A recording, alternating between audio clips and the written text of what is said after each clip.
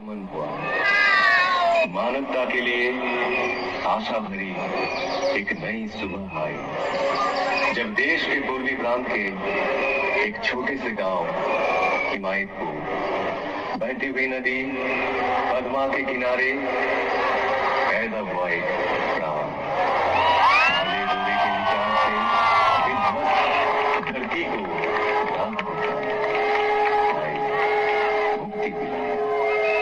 अचंभित रह गया हर कोई जब जन्म लेते ही खिलखिला कर हंसने लगा बच्चा। पिता शिव चंद्र चक्रवर्ती, माता मनमोहन देवी। माँ ने आदर से नाम रखा अनुकूल, पूरा नाम अनुकूल चंद्र। एक दिन पूजा के समय आसन में विघ्न की जगह खुद बैठ गए वे। डांट फटकार मिली तो कहे, पुकार तो रहा था वो मुझे। असीम लगाव था माँ के प्रति। एक दिन किसी कारण माँ पीछने के लिए दौड़ी। भागने लगा बच्चा। पैर में चुभती हुई गर्मी का एहसास हुआ। ख्याल आया, ऐसे ही माँ का पाँव ही तो चलता होगा। रुक गए, थम गए। पिटाई पड़ी, उससे भी उनका हृदय आनंद से ही भरा था। माँ की उम्र बढ़ी, ज्ञान विज्ञान के अनंत आधार पाठशाला पहुंचे, जहाँ दुनिया में एक के जैसा हूबहू एक और नहीं। वहाँ सिखाया जा रहा था एक और एक दो नहीं मान पाए। और क्या, हम साधारण मानव पीछ तो सकते थे उन महाज्ञानी को। बारिश का एक दिन गहरी एक खाई, डूब रहा था एक बूढ़ा प्राण। बचाव के लिए पुकार रहा था हाथ बढ़ाए हुए। जीवन बचा तो बूढ़े ने बोला, क्या तुम ही मेरे अल्लाह हो? जिंदगी भर ऐसे अनगिनत हाथ सहारा तो खोजते रहे उनका ही। उम्र और भी बढ़ती गई। पिता की इच्छा से पहुंचे कोलकाता, डॉक्टरी पढ़ने। शहर में बिगड़ सकता है बच्चा, इस संसार से घर से पैसा तंगी से ही भेजा जाता था। बड़ी कठिनाइयों से गुजरे वे दिन। रहने लगे गरीब मजदूरों के बीच, पर हालात से हार नहीं। असहाय साधारण जनों के हृदय में बहा दिए करुणा की धारा। समय के पलटने पर लौट आए गांव, वहां भी चलने लगा वैसा ही प्रेम और करुणा का सिलसिला। फिर एक दिन महसूस किए, हर बीमारी की जड़ है मानव मन। और क्या, निकल पड़े मन की रक्षा करने। गांव में सबको इकट्ठा किए, चारों ओर गूंज उठा कीर्तन। कीर्तन में नौजवान लोग जैसे आनंद के नशे में झूमते। जनता का एक समूह उस भक्ति रस से दूर होती रही सारी मलिनता। रच उठा एक मधुर चक्र, मानो एक एक के प्राण के घेरे में पड़ गए। उनके श्री मुख की वाणी सुनकर नवजीवन पाए सकल जन। साफ दिखने लगा जीवन का जटिल मार्ग। ग्रहणग्रस्त धरा को अंधियारा से राहत मिली।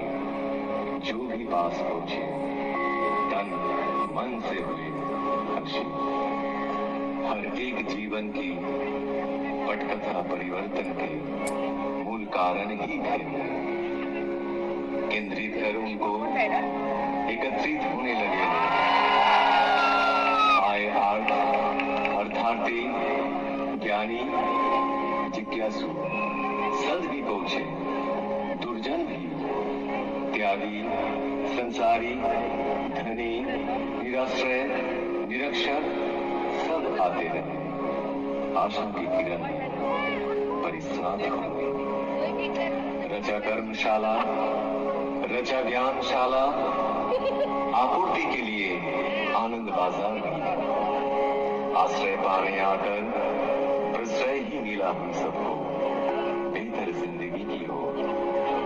उनको घेर के जो मंडली तैयार हुई, उसे सब पहचानने लगे सत्संग के नाम से।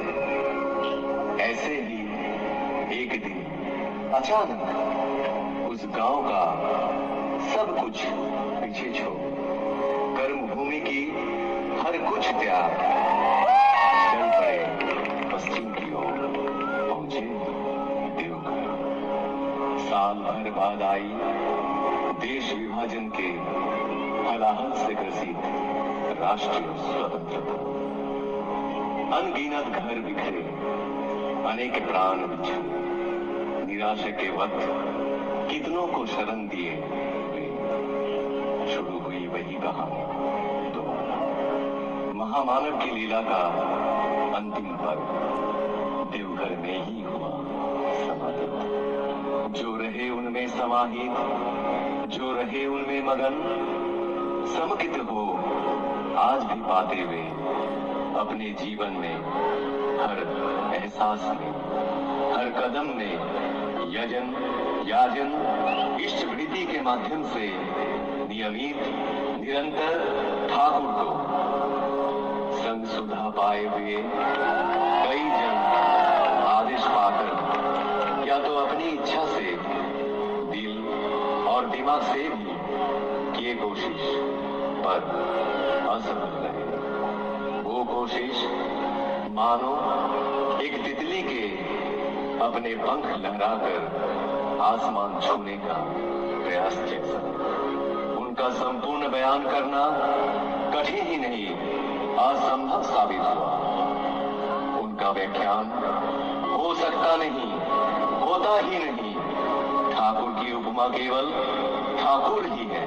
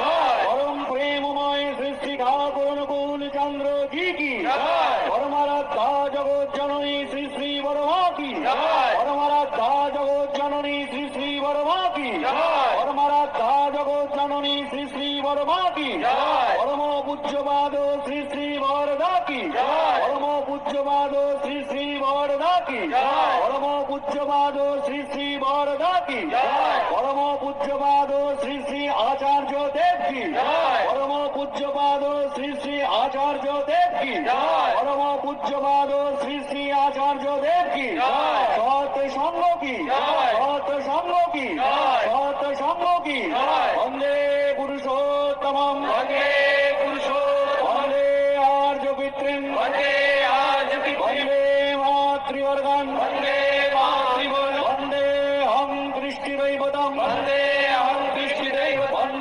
पुरुषोत्तमं वंदे पुरुषोत्तमं वंदे पुरुषोत्तमं वंदे